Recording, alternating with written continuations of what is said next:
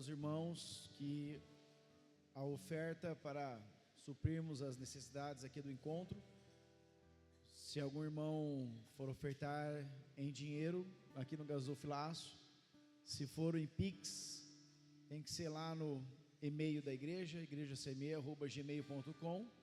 E se for no cartão, a maquininha está aqui, pode procurar quem? Moisés, o Rafael? Quem? Pode ser? Ah lá, pode procurar o Rafael, está com a maquininha aqui. Amém? Nós vamos procurar dividir agora esse período em 2 horas, talvez um pouco mais. O que eu peço para os irmãos, que é de costume nosso aqui, é que você não deixe o seu irmão passar vergonha. Lembramos disso, ok?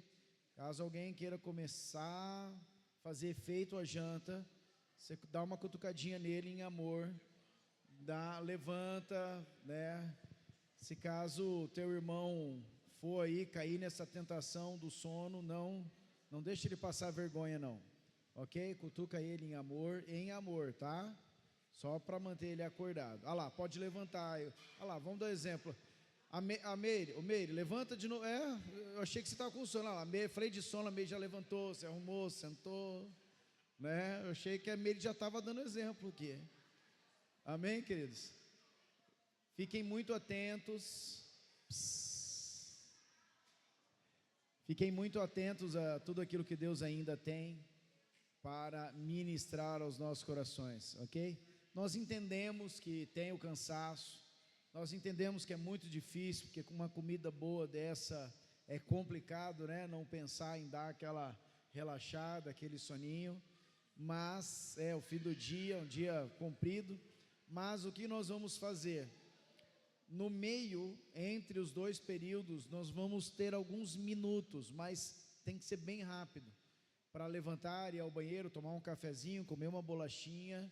Então, na hora que nós falarmos, queridos, agora nós vamos para o break ali, né? Nós vamos parar um pouquinho.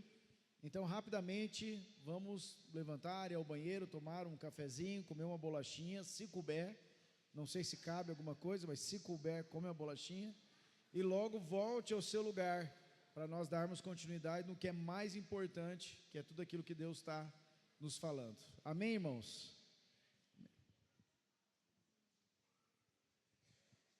Glória a Deus.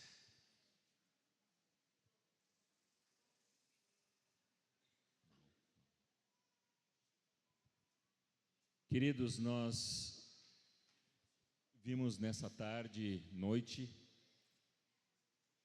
que fomos adotados, que fomos amados, que fomos aceitos exatamente do jeito que nós éramos. E assim o Pai nos recebeu. Mas Ele nos ama tanto, tanto, que Ele quer nos levar a sermos a imagem e semelhança do Seu Filho. E esse propósito eterno, né, de sermos família, Ele não abre mão disso. Amém? Que bom que Ele não desiste disso, né?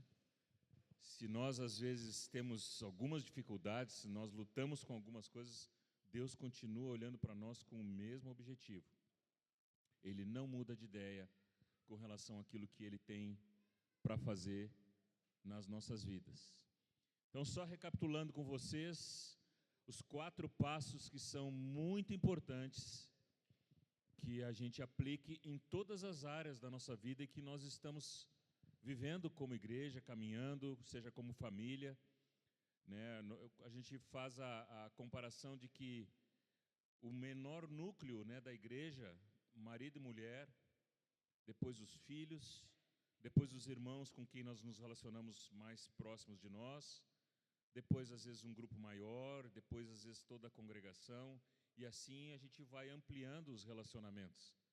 Mas em todos eles nós vamos aplicar essa mesma verdade: nos arrependermos dos nossos pecados, confessarmos e pedirmos perdão ao Senhor. Nós vamos então restituir e encontrar a libertação. Amém? Esse Essa catequese desta verdade, ela com certeza depois ainda vai ser muito repetida entre vocês, né? Provavelmente alguns já sabiam, então é tempo de renovar essa verdade, né? Porque nós aplicamos ela na vida familiar, aplicamos ela em todo momento quando nos relacionamos como corpo de Cristo.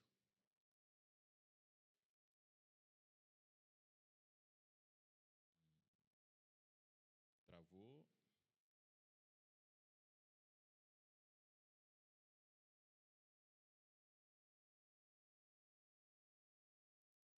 Eu queria falar um pouquinho agora sobre um assunto que é muito importante na nossa caminhada e que tem sido motivo, às vezes, de um estrago bastante grande na vida dos irmãos e na vida da igreja. Queria convidar vocês para abrir o texto de Hebreus 12, verso 15. Não sei se projeta ali, não? O texto bíblico tu consegue projetar?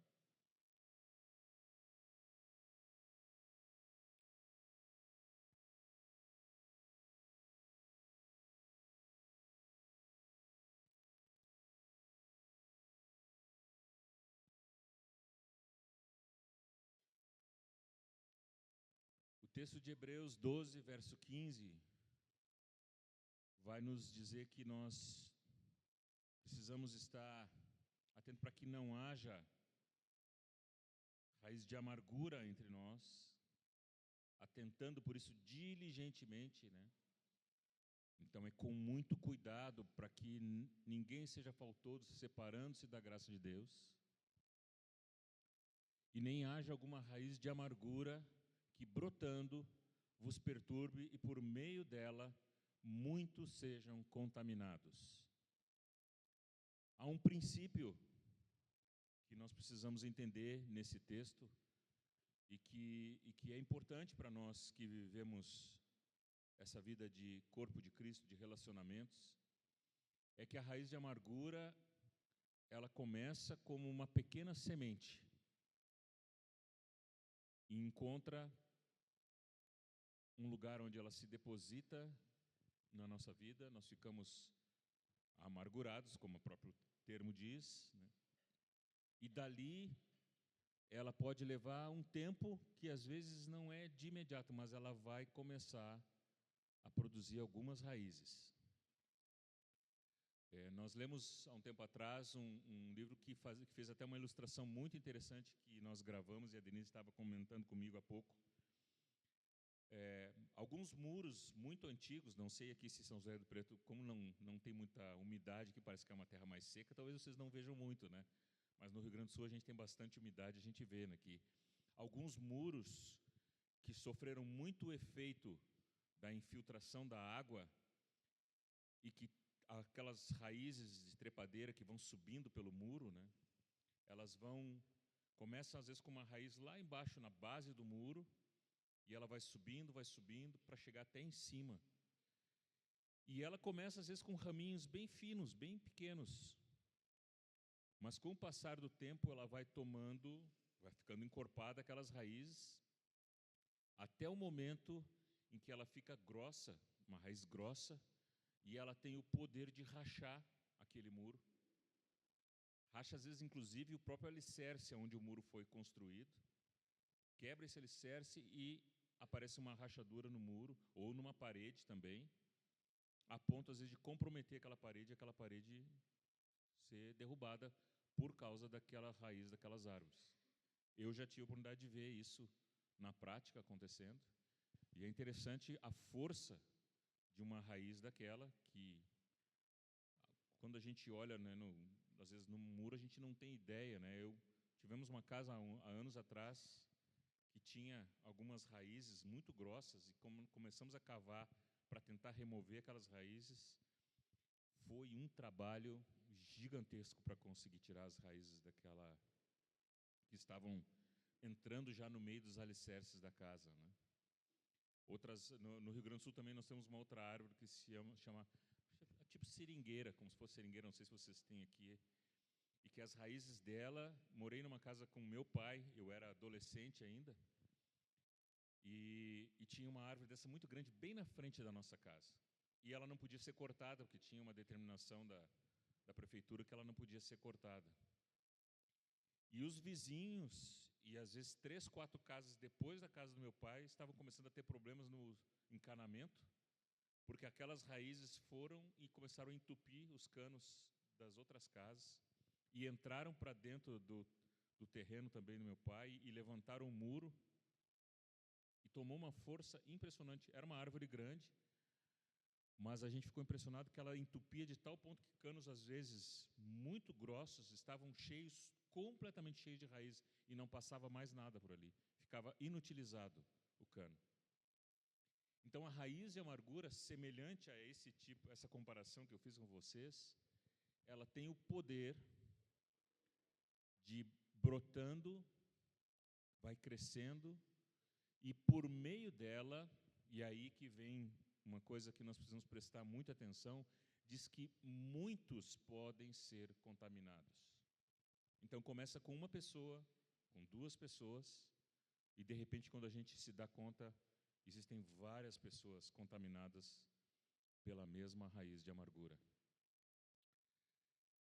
Depois o texto de Tiago 3,14 vai nos dizer que, se pelo contrário, vocês têm no coração de vocês inveja amargurada e sentimento faccioso, nem vos gloriais disso, nem mintais contra a verdade. Então aqui está falando de uma inveja amargurada, ela já ficou uma combinação, parece que mais danosa ainda. Já não é só mais uma raiz, já é uma inveja amargurada, que fica com um sentimento então de facção, de divisão, e que traz um estrago também tremendo ao corpo de Cristo.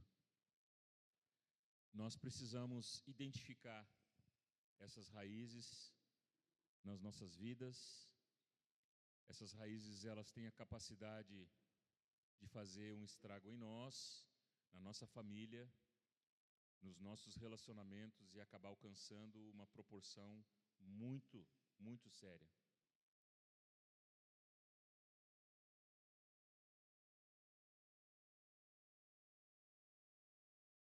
Então, o que é essa amargura, né? Ela é um sentimento solidificado em nosso coração, causadas por muitas situações que foram vividas e que não foram tratadas apropriadamente. Não foi dado o devido valor para aquela situação. Ah, deixa assim, deixa passar, vai ficando assim. E é só que fica aquele gostinho amargo ali dentro, né? E eu costumo dizer também que tem algumas coisas na nossa vida de relacionamento com os irmãos, nesse andar no corpo, que são como uma luta de boxe. Eu sei que muitas mulheres aqui, talvez seja mais fácil os homens entenderem a luta de boxe, porque o homem gosta mais às vezes dessas coisas, né? Mas tenha em mente o seguinte: a luta de boxe sempre é 2 oponentes, né? Um de um lado, outro de outro, um com calção branco, outro calção azul, e por aí vai. Quando eles começam a luta, às vezes não sei se é 12, 14, não sei quantos rounds, mas é um número de rounds, né? Às vezes também não sei se é 3 minutos, 4 minutos. Mas eles começam a lutar um contra o outro, e de repente um desses lutadores consegue acertar o supercílio do oponente. Essa região aqui é uma das regiões que tem maior irrigação de sangue no nosso corpo. E às vezes um cortezinho pequeno é capaz de sangrar e de inchar rapidamente. Qual é a estratégia, muitas vezes, que o lutador de boxe quer fazer? Ele procura ver se ele consegue abrir o supercílio do oponente, e depois ele vai trabalhar para acertar onde? Naquele mesmo lugar sempre. Então ele vai bater ali com a intenção clara de fazer com que aquele olho inche e sangre muito, para que o oponente de repente não possa nem terminar a luta. Às vezes o cara está bem até fisicamente, mas ele já não consegue mais enxergar e o sangue está muito, e aí o juiz vai lá e diz: acabou a luta, porque ele não consegue mais lutar. Essa é a mesma estratégia que muitas vezes o diabo usa em nossas vidas. Ele encontra um lugarzinho onde ele fez uma ferida. Então a pessoa ficou amargurada com aquele assunto. Ah, fulano me magoou, fulano me machucou, fulano me decepcionou. E ali, então, o primeiro corte foi feito. Vai passar o tempo, nós podemos achar que aquele assunto ficou mais ou menos resolvido, mas eu posso garantir para vocês que, assim como numa luta de boxe, o oponente começa a mirar e começa a procurar sempre bater naquele lugar, a pessoa que começa a sofrer com amargura certamente vai encontrar outros episódios que vão tocar naquela mesma ferida de novo. Porque qual é o objetivo? O objetivo é fazer com que essa dor vai aumentando e vai incapacitando a pessoa de viver aquilo que Deus tem para ela. Vai imobilizando ela, vai tirando dela, inclusive, a capacidade de enxergar. Interessante que, comparado com o boxe, o lutador fica que já não enxerga mais, né?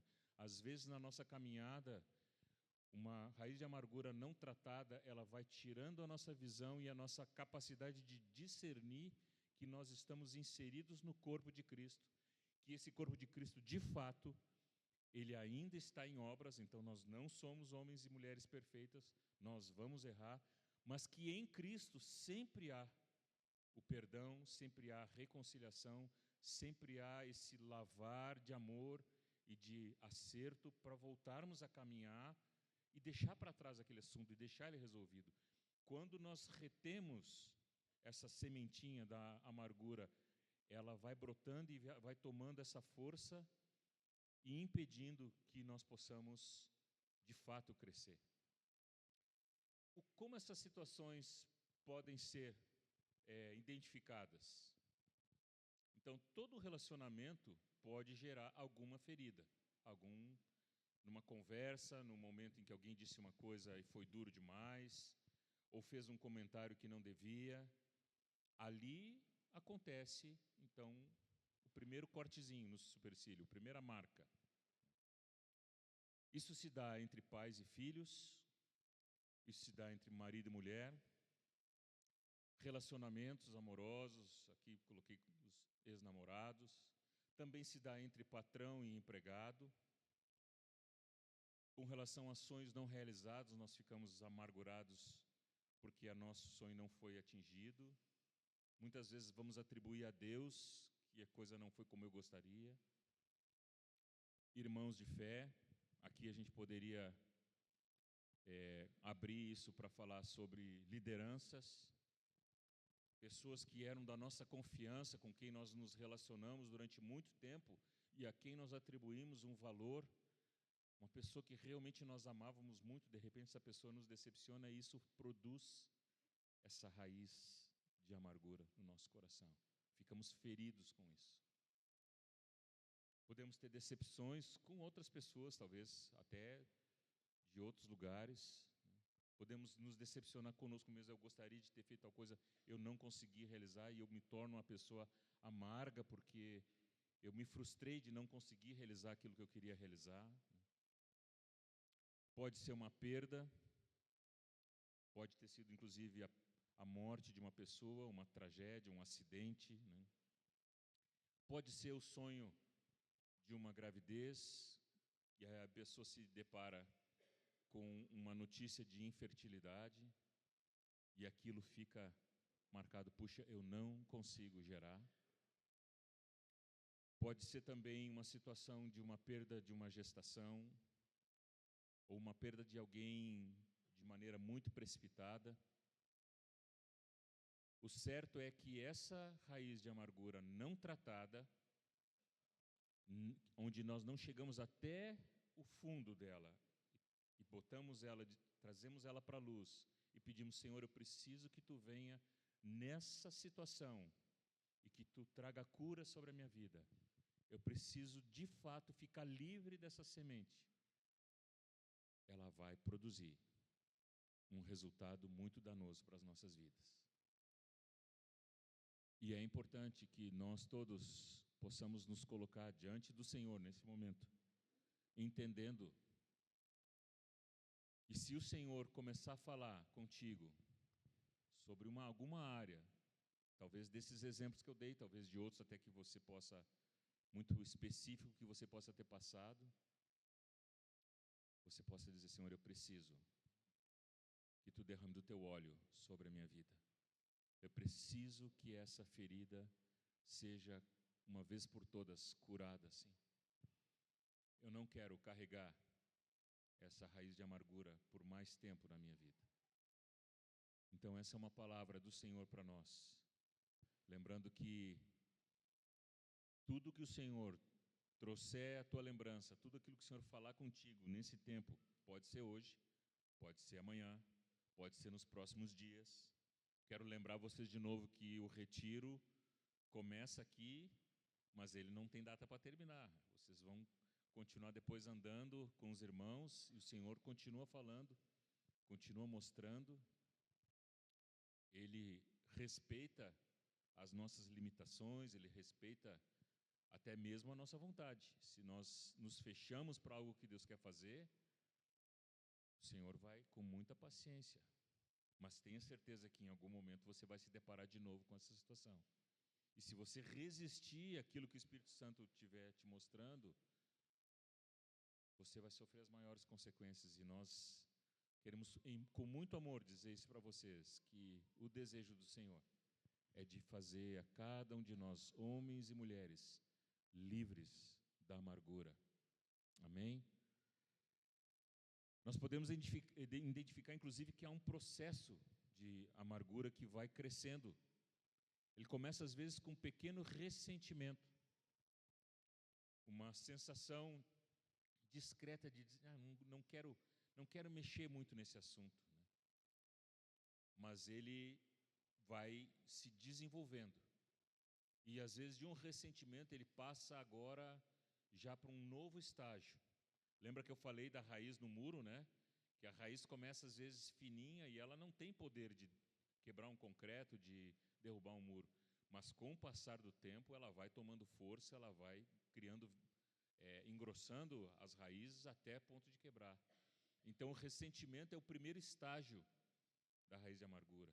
O segundo ponto, então, nós estamos falando agora já de um rancor, onde a pessoa começa a remoer aquela situação e ela lembra, e quando ela vê, às vezes, uma pessoa, quando ela lembra dos fatos, né, ela vai, de novo, revive tudo aquilo que aconteceu como se fosse naquele momento. Até que chega um momento que ela fica totalmente aprisionada, que ela começa a odiar. E às vezes a gente se pergunta por que algumas pessoas, como é que alguém pode chegar num processo tão avançado assim? E eu posso garantir para vocês que não começou do dia para a noite esse ódio, essa vontade às vezes de ver o mal do outro, né? Mas é um processo gradativo que vai crescendo, crescendo, até alcançar um estágio destrutivo nas nossas vidas. E como diz essa frase a respeito do rancor, que é uma fase em que às vezes nós mesmos estamos tomando veneno esperando que o outro morra consequência desse veneno, mas na verdade quem está adoecendo, quem está sofrendo as consequências disso, somos nós mesmos, né? E a falta de perdão que nos faz adoecer, ela impede que haja restauração nos nossos relacionamentos. Nós começamos daqui a pouco também é interessante, começamos a nos ofender com outras pessoas que nem têm a ver com aquela situação.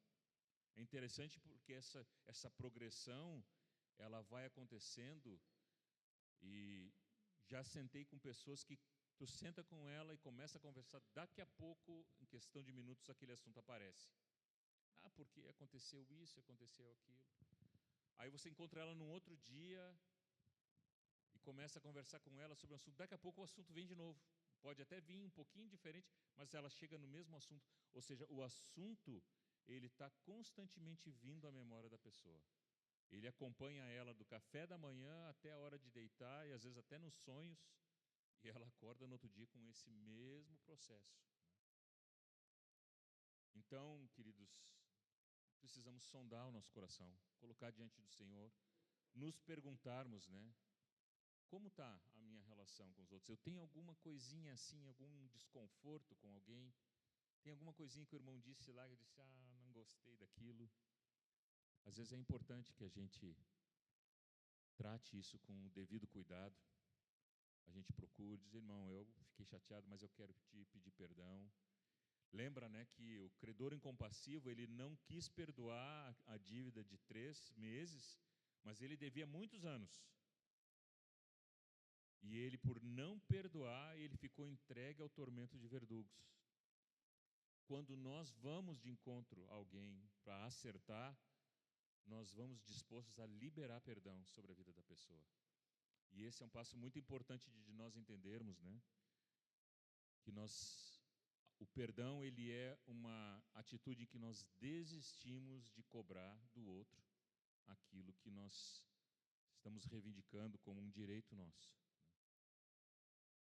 Fica aqui também, né, um chamado de atenção para vocês com relação aos relacionamentos familiares. Já conversamos, Denise e eu, com uma irmã, lembro de uma situação específica, o ano passado, conversamos com uma irmã, e essa irmã, ela dizia, eu não consigo me perdoar com relação a uma situação que eu passei com meu filho. E aí eu pensei, bom, agora ela vai dizer de alguma coisa que aconteceu, né, assim, há algum tempo. Há 40 e tantos anos atrás, meu filho era pequenininho, agora ele já é um homem casado, e eu continuo lembrando daquela situação que aconteceu há 40 e tantos anos atrás. E o pior de tudo é que ela estava ouvindo uma mentira do diabo, porque ela não tinha faltado com amor com o filho. Mas a mentira do diabo entrou no coração dela, ela acolheu aquela mentira, e ela disse, eu não consigo me perdoar, eu acho que eu não amei meu filho como eu devia. E aí ela estava na nossa frente, né, muito desolada. E pela misericórdia de Deus nós começamos a ministrar com ela e fomos orando. E ela, pela misericórdia de Deus, discerniu que de fato não cabia a ela conduzir a vida do filho o tempo todo e que ela não tinha faltado com amor para com aquele filho. E ali ela decidiu, Senhor, eu quero entregar diante de Ti tudo aquilo que aconteceu lá na infância praticamente do meu filho. Ela entendeu, inclusive, que havia uma relação direta com as dificuldades que ela tinha com o marido dela, que era um homem militar, que ela disse que era um homem muito duro, muito difícil de lidar. E ela precisou, então, liberar perdão sobre a vida do marido, e aí ela pôde ficar livre dessa sensação de que ela tinha faltado o amor para com o filho dela. Então, eu animo vocês.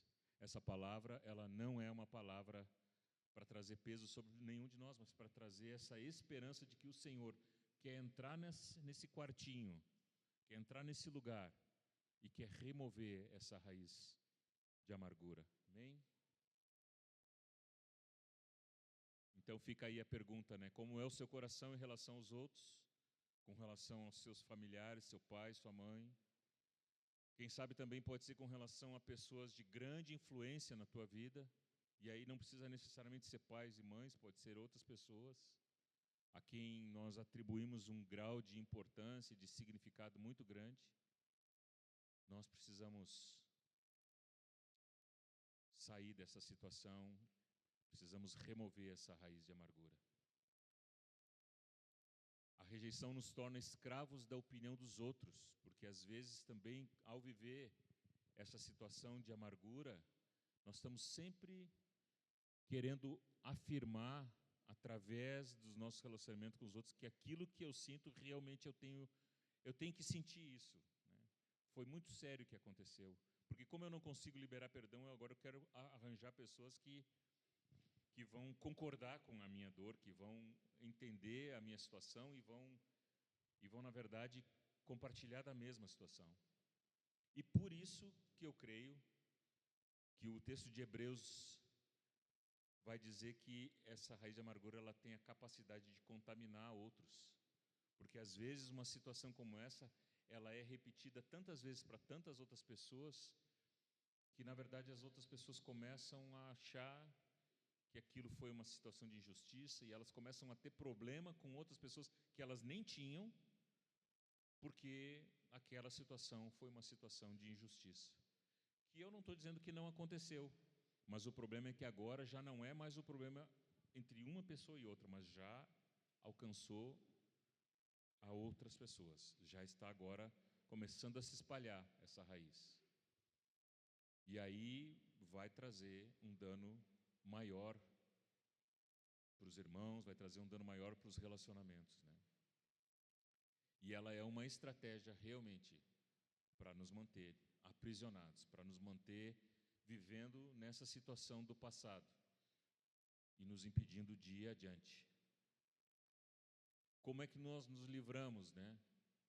Nós precisamos decidir que nós não vamos mais manter isso e que nós vamos colocar o orgulho, que é o maior inimigo, porque muitas vezes nós queremos dizer assim, mas eu então vou precisar para abordar esse assunto com a pessoa, vou precisar acertar, né? E onde ficam os meus direitos? E onde ficam a minha razão desse assunto, né? A pessoa, na verdade, ela que tinha que vir me acertar comigo. Como é que fica isso?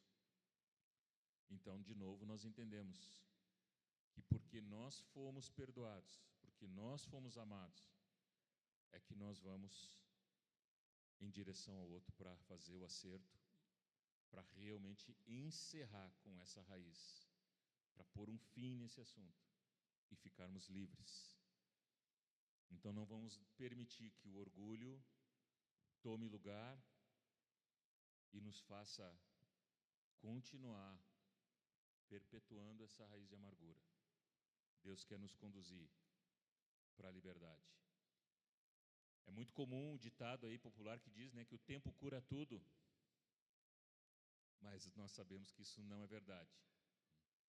O tempo, ele tem às vezes a capacidade de fazer com que essas raízes fiquem mais profundas e o estrago seja maior ainda e mais difícil de resolver.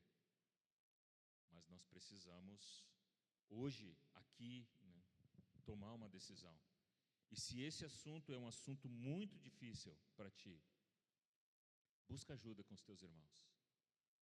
Busca o socorro que há no corpo, conversa com o irmão mais maduro, né, conversa com o teu discipulador, conversa com outra pessoa, mas não fica sozinho com esse assunto. Busca ajuda no meio do corpo de Cristo. Amém? E nós entramos na questão da rejeição, que vem junto com uma dificuldade de nos relacionarmos uns com os outros. E a rejeição, ela começa a se manifestar hoje com muitas saídas que o homem busca para remediar essa situação. As dificuldades emocionais, elas podem nos levar a buscar, seja no prazer sexual, na aceitação, na validação, né, daquilo que nós fazemos, na performance, né, uma maneira de nós sermos aceitos.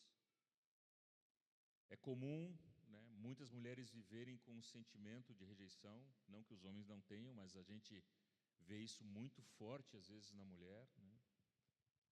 E eu ainda mencionei também que quando nós nos tornamos pessoas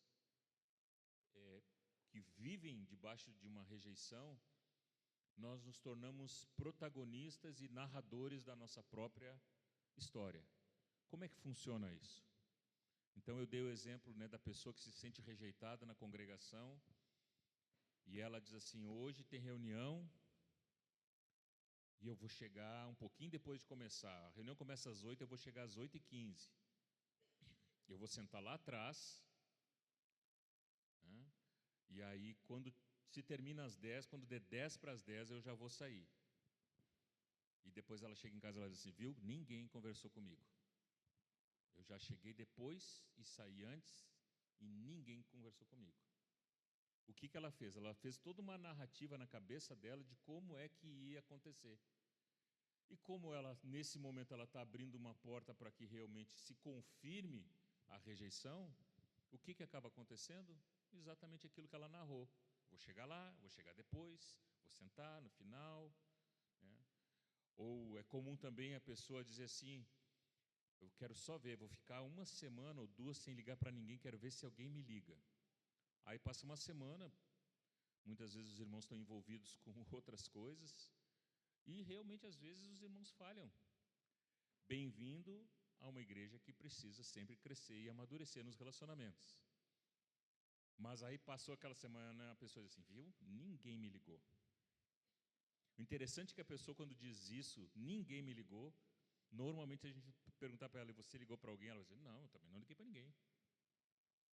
Então, ela proporciona uma condição para que ela viva aquela rejeição e ela possa confirmar que, de fato, ela é uma pessoa rejeitada.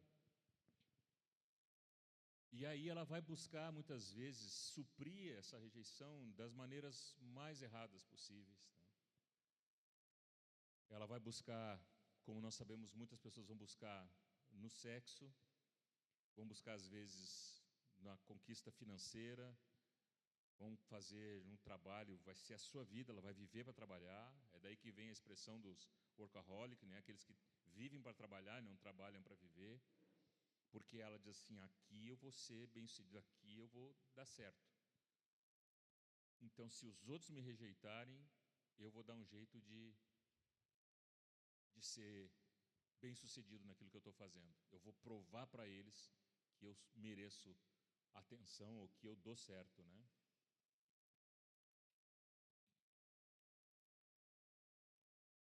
Mas a questão é que todos nós, sem exceção, que vivemos nessa sociedade onde nós vivemos, nós vamos passar por algum tipo de rejeição. Seja na tua vida familiar, e aí eu já mencionei antes sobre as questões das famílias disfuncionais, né? Muitas vezes filhos que foram rejeitados, que não foram aceitos no meio familiar, filhos que os pais tinham uma expectativa e o filho não correspondeu exatamente àquilo e aí o filho foi rejeitado. Até mesmo no contexto escolar, às vezes as crianças, hoje já é um termo famoso, né? O bullying, né? No meu tempo a gente era discriminado mesmo e não se chamava de bullying. Hoje tem um nome para isso, né? Aí o cara é muito gordinho, chama de gordão, aí o cara tem a cabeça grande, é cabeçudo e por aí vai, né? Todo tipo de discriminação, né? E às vezes produzem marcas muito grandes na vida das pessoas. A pessoa chega às vezes à idade adulta e ela diz, eu lembro quando eu tinha 5 anos que faziam isso comigo. Ou seja, aquilo para ela está vivo como se tivesse acontecido há pouco tempo.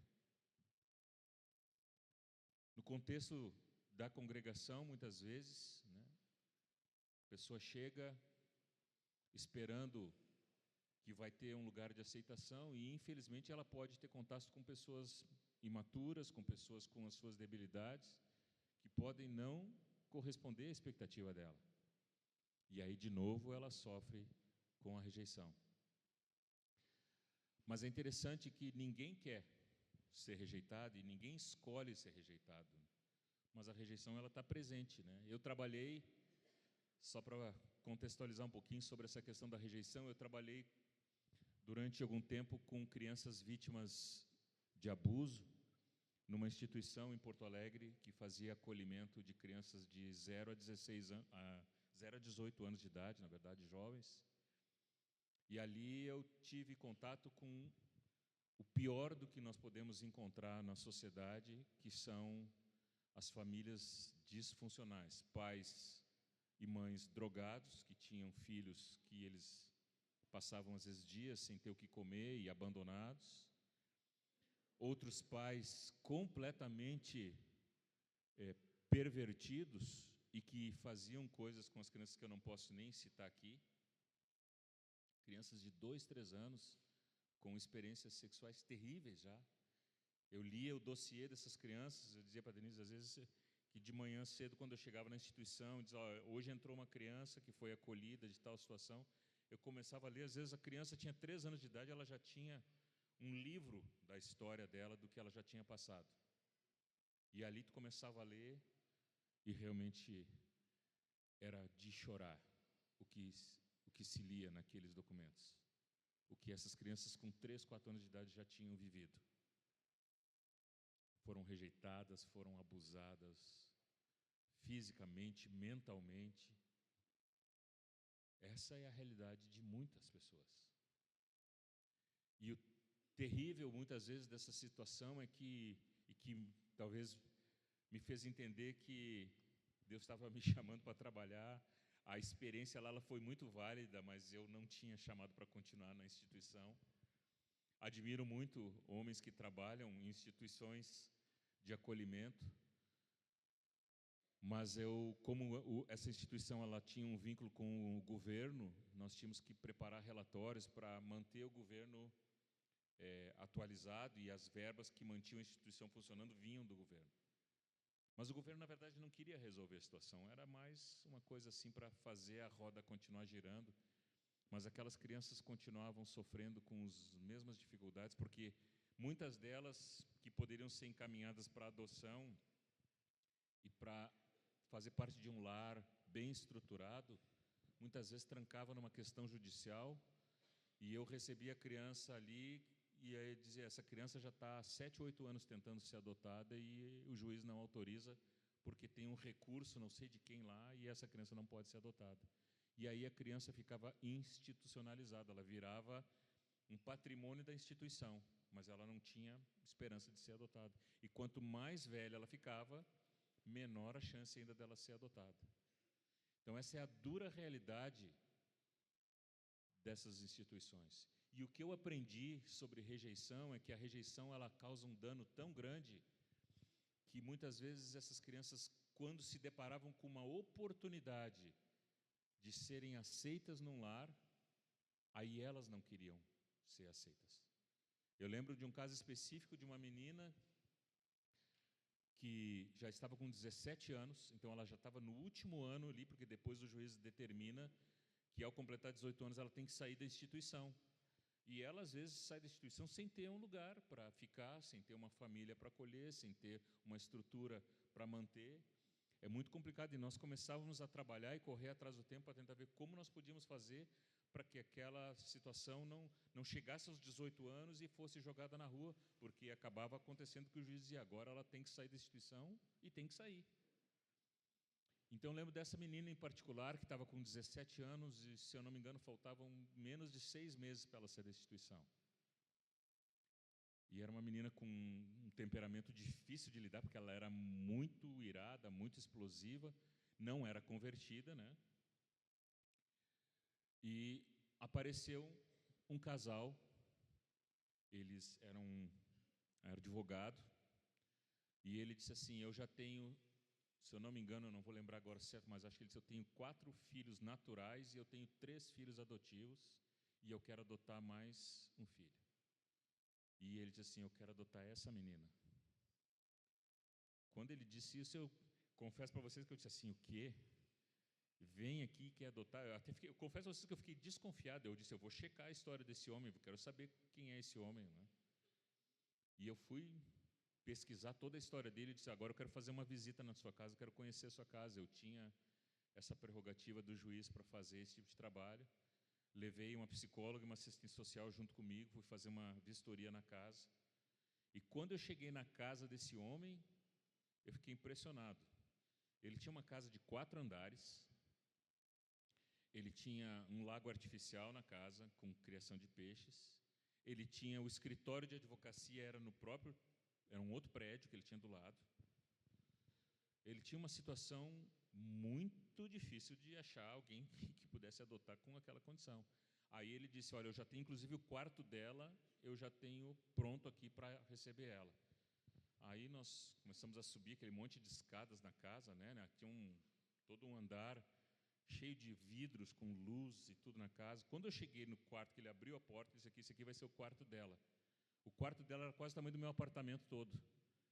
Eu olhei assim e digo, sim, é isso aqui mesmo, né? Tinha um banheiro só para ela, tinha uma TV só para ela, tinha um enorme de um quarto, né? Realmente era muito grande. E ele disse, olha, nós temos aqui uma mesa que nós jantamos com todos os dias com os nossos filhos, nós temos um horário que nós estabelecemos para estar junto, para ter... Eu disse assim, de onde é que apareceu esse homem, né? Nem convertido não era, e com toda essa estrutura, né? E ele disse, eu sei que as crianças que vêm para adoção, elas têm algumas dificuldades, nós sabemos disso, nós temos condição de dar acompanhamento para ela, ela pode consultar com um psicólogo. Eu fiquei assim realmente muito impressionado com isso. Aí conversamos com a equipe técnica, que era psicóloga e assistente social, e essa menina então recebeu a oportunidade. Aí pegamos ela e disse, você quer visitar o lugar? Aí levamos ela para visitar o lugar. Aí já começamos a ver sobre ela estava terminando o 2º grau, fazer agora uma faculdade de Direito, porque ele disse assim, olha, se tu fizer a faculdade de Direito, eu pago a tua faculdade e depois tu já continua trabalhando comigo. Estava parecendo perfeito, né? Toda essa oportunidade para uma menina já de 18 anos.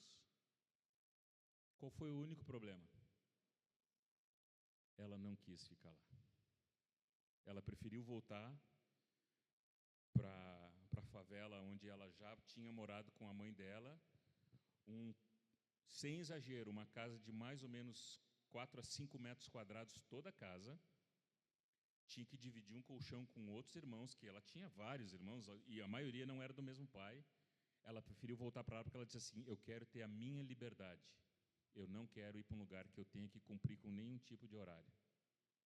E ela não quis. Quando chegou aos 18 anos de idade, ela chegou a ficar, se eu não me engano, para ser bem correto, acho que ela ficou 2 meses e pouco lá na casa, mas ela disse, não, eu não quero ficar aqui, não é o meu lugar. Mas ela tinha tudo ali. Mas por que isso? Por que eu estou dando esse exemplo? Porque tinha uma rejeição implantada no coração dela. E essa rejeição era tão forte que ela disse assim, já que alguém pode, num futuro, me rejeitar, eu vou fazer o seguinte, eu vou rejeitar antes, que é para não dar chance de eu ser rejeitada. E assim, ela abriu mão daquilo que ela estava tendo uma grande oportunidade, porque ela não aceitou ser amada, né? E quando nós vivemos debaixo de um espírito de rejeição, como eu tinha dito antes, nós começamos a nos auto-sabotar, nós começamos a criar situações, às vezes nos tornamos pessoas que rejeitam outros, que somos agressivos com outros, que quando chegamos num determinado grupo, às vezes nós temos palavras duras para os outros, porque nós já estamos prevendo o seguinte, antes que alguém me rejeite, eu já vou partir para o ataque, eu já vou rejeitar antes, que pelo menos eu tenho gostinho de dizer, fui eu que rejeitei e não fui rejeitado. E é assim que acontece com muitas pessoas. Pode ser que não seja a situação de ninguém aqui em específico, né? Mas eu garanto para vocês que essa é a situação de muitos. E para terminar nesse assunto de rejeição, eu queria convidar vocês para ler 2 Samuel, capítulo 9, a história de Mefibosete. Quantos conhecem a história de Mefibosete? Quem era Mefibosete? Era um filho de um príncipe, no caso, né, que era Jonatas, né, que era filho de Saul. E aí nós temos no texto de 2 Samuel, capítulo 9, um relato, nós podemos até ler primeiro 2 Samuel 4:4. Consegue projetar para nós, Rafa? 2 Samuel 4:4 vai nos dizer assim, Jonatas, filho de Saul, tinha um filho aleijado dos pés. Era da idade de 5 anos quando de Jezreel chegaram as notícias da morte de Saul e de Jonatas. Então a sua ama o tomou e fugiu. E sucedeu que, apressando-se ele a fugir, ele caiu e ficou manco, e o seu nome era Mefibosete. Agora capítulo 9. 2 Samuel capítulo 9. Então nós temos essa história de Mefibosete que ficou aleijado, e agora Mefibosete se encontra numa outra situação, ele é lembrado. Mas lembrado por quem? Lembrado por Davi.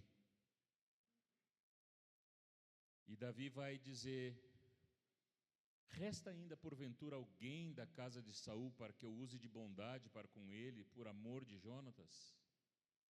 Havia um servo na casa de Saul cujo nome era Ziba, e chamaram-no que viesse a Davi. Perguntou ao rei, és tu Ziba? Respondeu, eu mesmo, teu servo. Disse-lhe o rei, não há ainda alguém da casa de Saul para que eu use de bondade de Deus para com ele? Então Ziba respondeu ao rei, ainda há um filho de Jonatas, aleijado de ambos os pés. E onde está? Perguntou-lhe o rei. Ziba lhe respondeu, está na casa de Maquir, filho de Amiel, em Lodebar. Então mandou o rei Davi trazê-lo de Lodebar, da casa de Maquir, filho de Amiel. Vindo Mefibosete, filho de Jonatas, filho de Saul, a Davi, inclinou-se, prostrando com o rosto em terra, e disse-lhe Davi: Mefibosete. E ele disse: Eis aqui teu servo.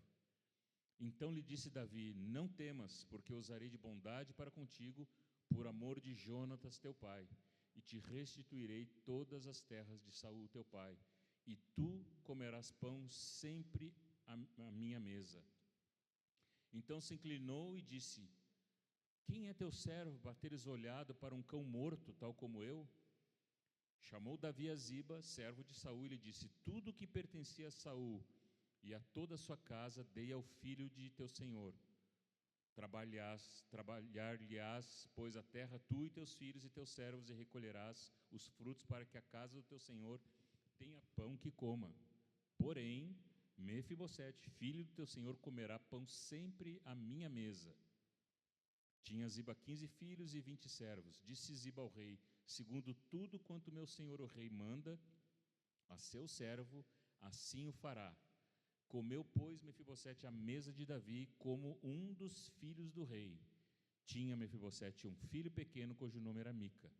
Todos quantos moravam em casa de Ziba eram servos de Mefibosete. Morava Mefibosete em Jerusalém, porquanto comia sempre à mesa do rei, e ele era coxo de ambos os pés.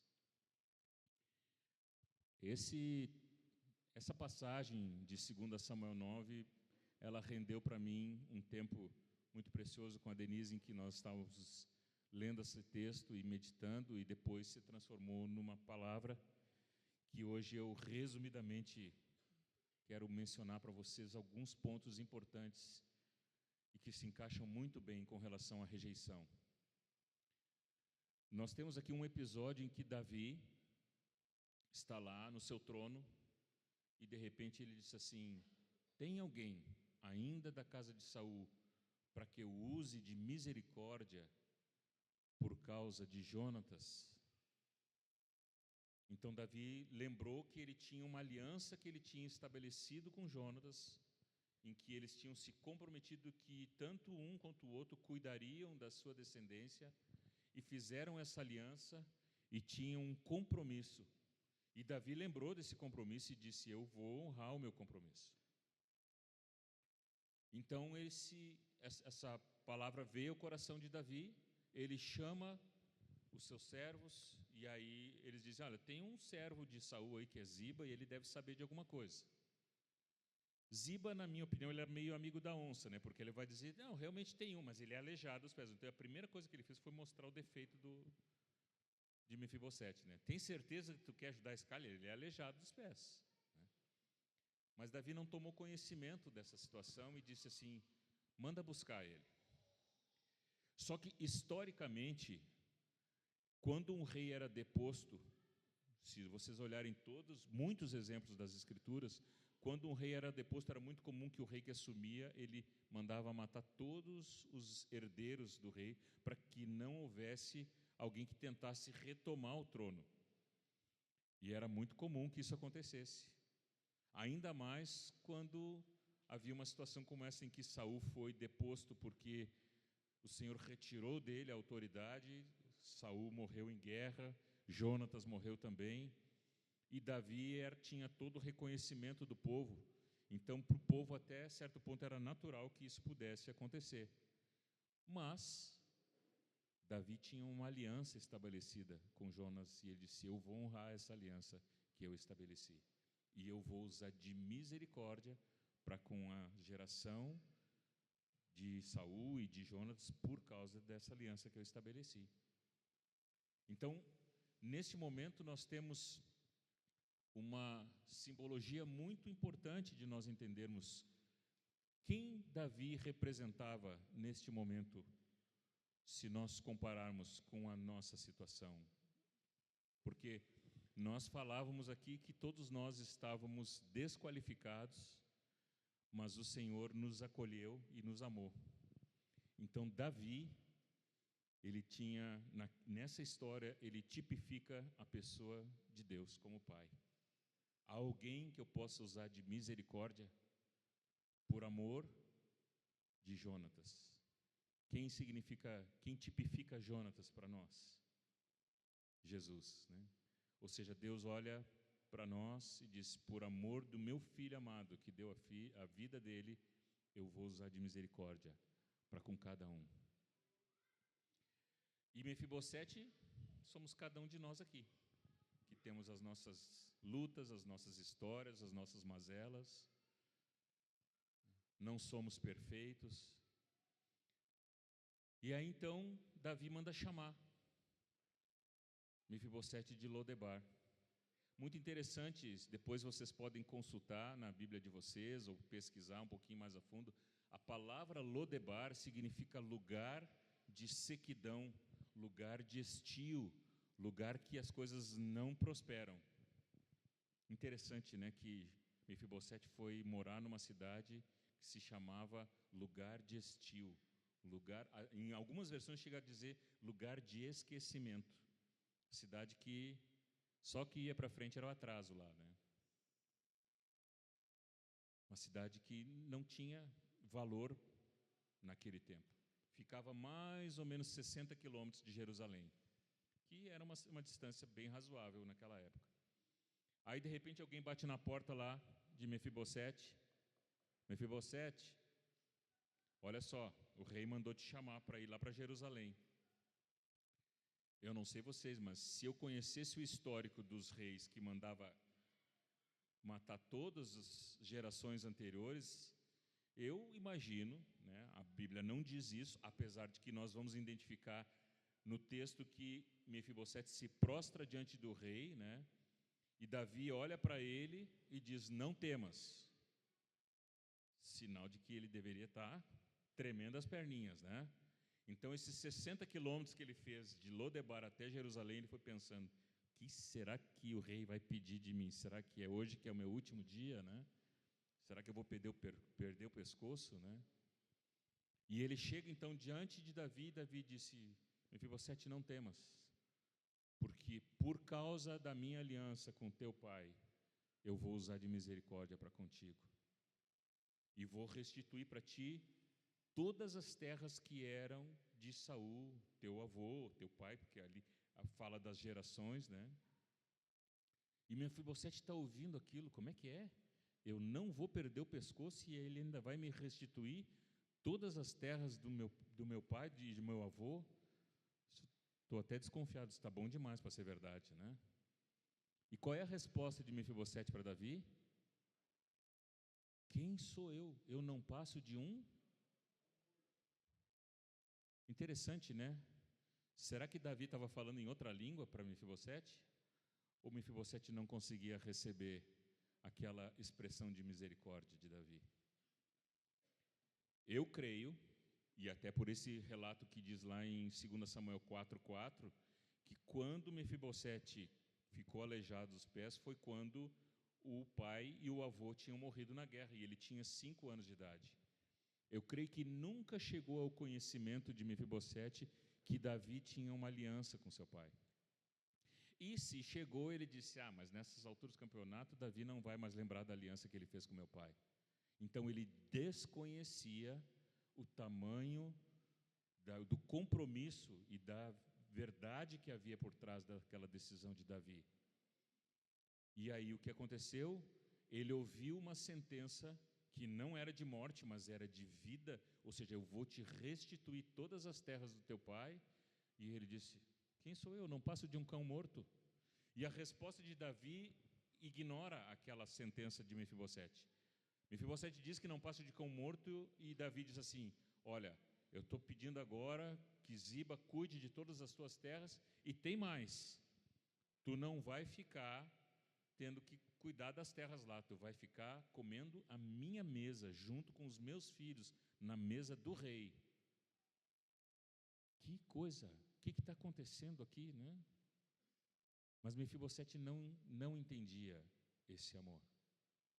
E da mesma forma que Mefibosete sofria com essa rejeição, porque provavelmente é bom a gente lembrar que ele já tinha filhos, é muito provável que Mefibosete nessa altura já tinha próximo dos seus 40 anos, pouco mais, um pouco menos, eu não tenho certeza da idade, mas ele já era pai, ele viveu uma vida inteira como um príncipe condenado a perder o pescoço. E para piorar a situação, condenado a perder o pescoço e ainda aleijado, não podia nem sair correndo, né? Ele dependia dos outros para se locomover. De repente, Davi lembra dele e diz: não é isso que vai acontecer contigo. Eu vou te restituir a tua identidade, porque a terra naquela época era muito ligada à identidade das pessoas. As pessoas que tinham uma terra, era a terra dos seus pais, dos seus antepassados, era a sua história que estava sendo contada ali. E Davi se preocupa com isso: eu vou te restituir tudo que era as terras do teu pai. Então Davi usa de misericórdia, faz o que tinha prometido, e a partir daquele momento Mefibosete é transportado da cidade da sequidão. Vamos lembrar que Lodebar significava um lugar de sequidão, de estio, onde as coisas não prosperavam, para ser colocado no centro de todos os acontecimentos do reino, porque Jerusalém era onde tudo acontecia. E não só ele estava na cidade principal, mas ele ainda ia sentar à mesa do rei, junto com os filhos do rei. Qual é o convite que o Senhor tem feito para cada um de nós? Não é para sentar à mesa com ele? Nós não vimos hoje à tarde que ele decidiu nos chamar de filhos e nos acolher? Uma vez o John ministrou há muitos anos atrás, e eu gravei muito essa expressão, né, que quando Mefibosete recebeu essa notícia: tu vai comer sempre à mesa comigo, sentado à mesa junto com os filhos de Davi, ali todas as deficiências de Mefibosete ficavam embaixo da mesa, e ele sentava como qualquer outro ao redor daquela mesa, e ele era tratado como um nobre. É isso que Deus quer fazer conosco. Deus não está preocupado com as nossas deficiências, com as nossas fragilidades, com a rejeição que nós carregamos há anos, seja qual for a razão, mas o Senhor nos convida para sentar à mesa. E a pergunta que nós precisamos responder: nós vamos aceitar esse convite do Senhor de sentar à mesa, ou nós vamos continuar achando que nós não passamos de um cão morto? O Senhor quer falar ao coração de cada um de nós, que nós, tudo que temos recebido e que ainda podemos receber, de expressão de amor, de cuidado, nós recebemos por causa que um dia a nossa dívida já foi paga por Cristo Jesus. Nós não precisamos viver amargurados, não precisamos viver com a rejeição guiando nossa vida, onde nós somos o tempo inteiro como se fosse realmente um fantasma que está sempre, a qualquer momento eu vou ser rejeitado, porque o Criador do universo já disse que nós fomos aceitos. Ele já nos acolheu, Ele já nos convidou para sentar à mesa. Vamos ficar em pé?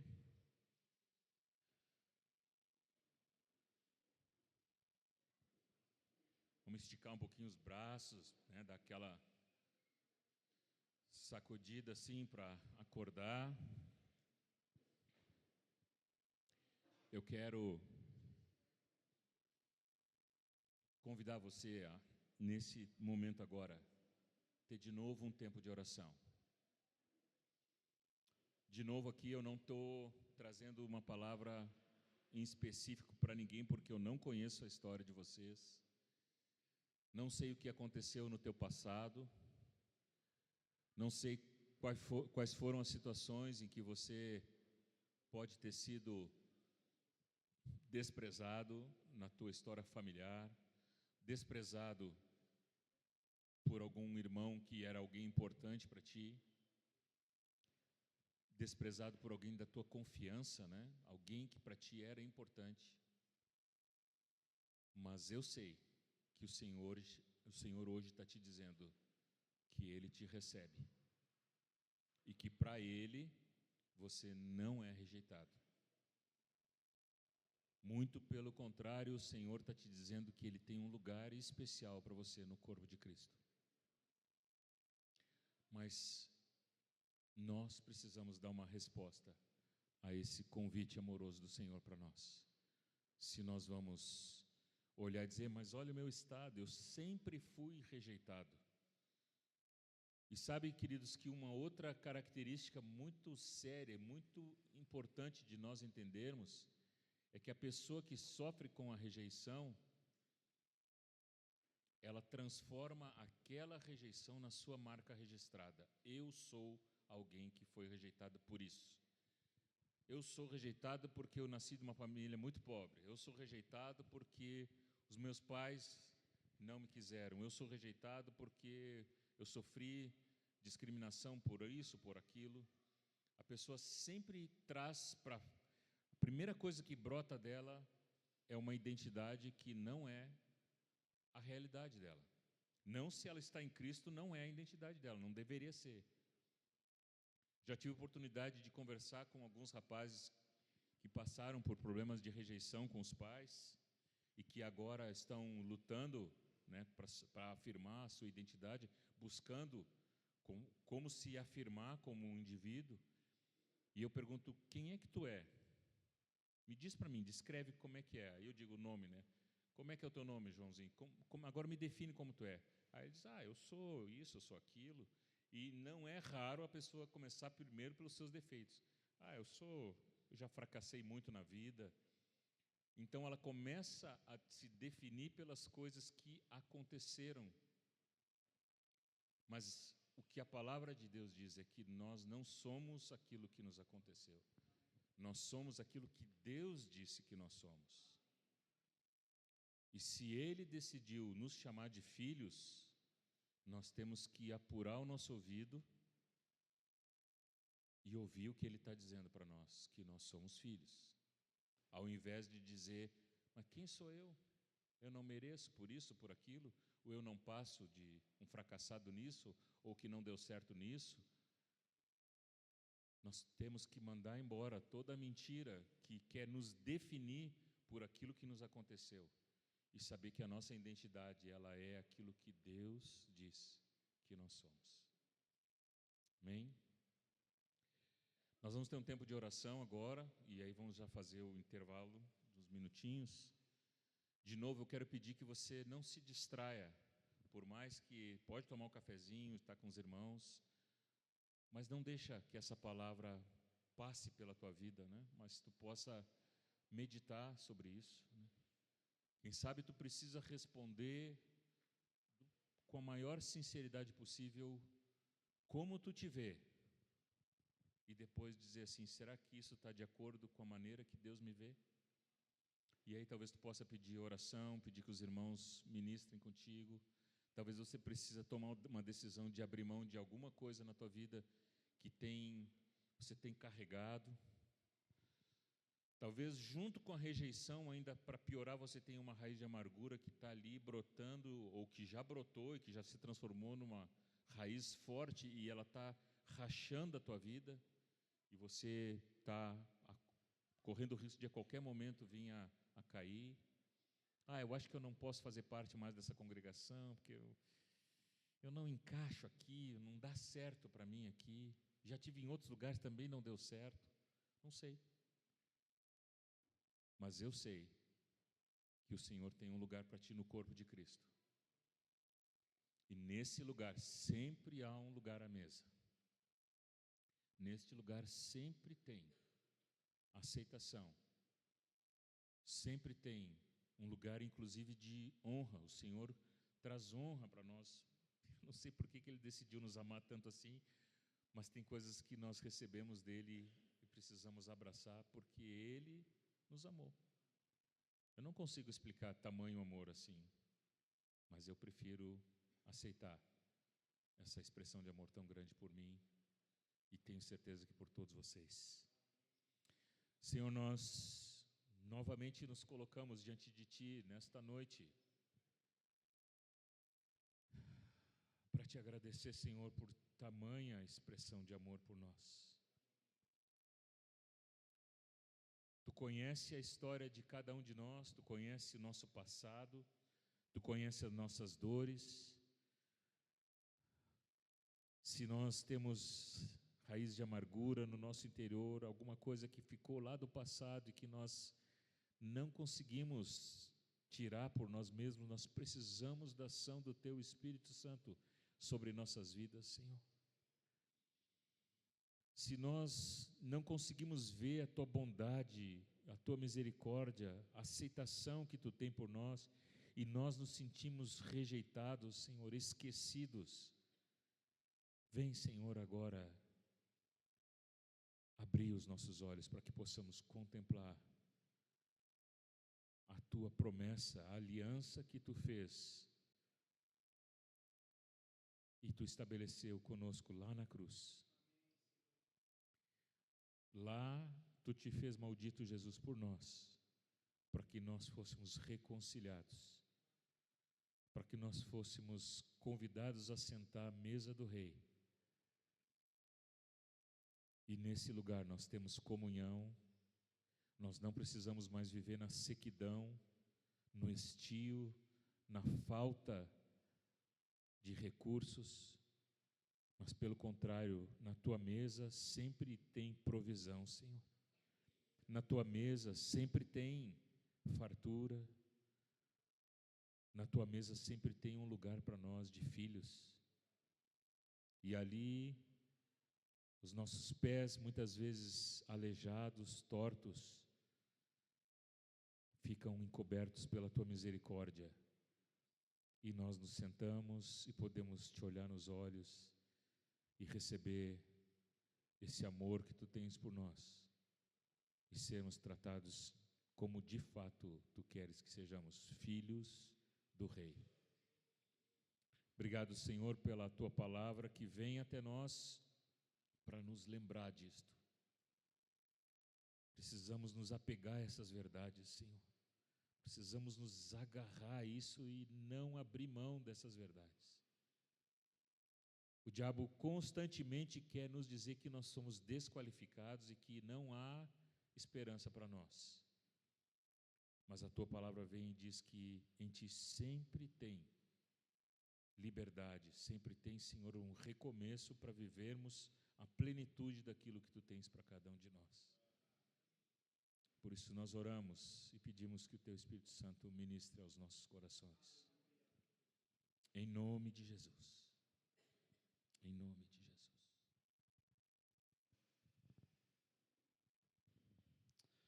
Senhor, ainda em oração, nós queremos trazer à memória o que nos dá esperança. Há um novo tempo que o Senhor tem gerado para a Tua igreja aqui em Rio Preto. Obrigado, Jesus, pela história. Obrigado porque um dia o Senhor trouxe à existência, Senhor, a Tua igreja aqui em Rio Preto, com um objetivo tão claro, tão específico, Senhor. E nós estamos aqui para responder ao Senhor, ao chamado, à vocação que o Senhor colocou sobre cada um de nós. Hoje, Senhor, eu e o André, nessa responsabilidade do pastoreio da Tua igreja, juntos aqui recebendo da Tua palavra, recebendo do Teu bálsamo, Senhor, através da vida dos irmãos, declaramos em nome de Jesus que toda raiz de amargura, Senhor, caia por terra em nome de Jesus. Que se levante, Senhor Jesus, o Teu querer, a Tua vontade, Senhor. Muitas vezes palavras de acusação, palavras que foram malditas, palavras, ó Deus, de condenação, que caiam por terra em nome do Senhor Jesus.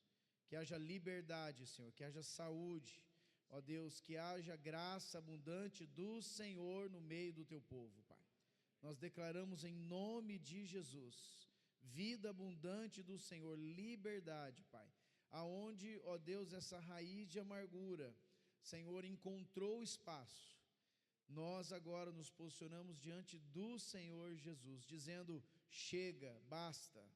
Há um novo tempo, Senhor, uma nova história, Senhor. Há, Senhor, agora uma porção da Tua graça sendo derramada sobre nós, para continuarmos, ó Deus, a responder aquilo que o Senhor trouxe, como igreja, como congregação, como parte do Teu corpo, ó Pai. E nós estamos aqui respondendo, Senhor. Usa-nos com saúde, Senhor, com liberdade, Senhor, na tua presença, em nome do Senhor Jesus. Amém, Senhor. Amém. Sim, Senhor, em Teu nome nós oramos, Te louvamos e agradecemos por esse assunto que o Senhor traz a nós. E de fato, Senhor Jesus, queremos tomar para nós a Tua porção, Senhor. Como Davi ali, Pai, para Mefibosete, Senhor. O Senhor também nos chama à mesa para vivermos uma vida livre, liberada na presença dEle, assentados à mesa do Rei, desfrutando dos manjares, desfrutando da fartura do reino, e nós queremos tomar posição neste lugar, Senhor. Nós queremos tomar posição de filhos que se assentam à mesa, filhos que recebem bênçãos que não foram conquistadas por nós, mas por Cristo Jesus na cruz. Por isso nós podemos nos assentar, o Senhor nos fez idôneos para participarmos do Teu reino, Senhor. No nome santo do Senhor Jesus. Amém. Amados, eu tenho certeza que o Espírito Santo está falando no particular de cada um, e eu queria encorajar os irmãos. Nós vamos ter um tempo ali agora de um café ali no fundo, depois o Dani vai passar algo. Mas eu queria encorajar a cada irmão, a cada irmã que identificou alguma situação que você deseja trazer e compartilhar, e para que você procure algum irmão de confiança, um discipulador, uma discipuladora. Estou eu aqui com a Rebeca, o Dani com a Leia, os irmãos também aqui, Fernando e Denise e o Rogério, que de fato, se houve alguma identificação de alguma situação, conte com a ajuda dos irmãos para de fato tirar essa raiz, tirar essa situação, né, que está ali atrapalhando o crescimento da tua vida com o Senhor. Amém? Estamos aqui hoje até a noite, temos amanhã também, mas não deixe passar essa oportunidade em nome de Jesus. Amém, queridos. Nós estamos sensíveis à direção do Espírito e gostaríamos de chamar aqui para estar conosco. Vamos receber oração, né, a direção também por parte aqui do Rogério. Todos os diáconos com as esposas e todos os irmãos que fazem parte do conselho, que eu e o André temos chamado para caminhar conosco, com as esposas. Por favor, venham aqui na frente. Nós vamos orar juntos aqui, que a igreja permaneça de pé. Todos os irmãos, diáconos, os irmãos que fazem parte do conselho, com as esposas. Amém.